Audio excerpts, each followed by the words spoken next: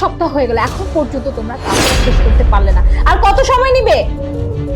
Excuse me madam, আমি আপনাকে কোনোভাবে সাহায্য করতে পারি? আচ্ছা, আমি তোমাকে পরে কল করছি, রাখি। হ্যাঁ, ভিতরে আসো। Sure.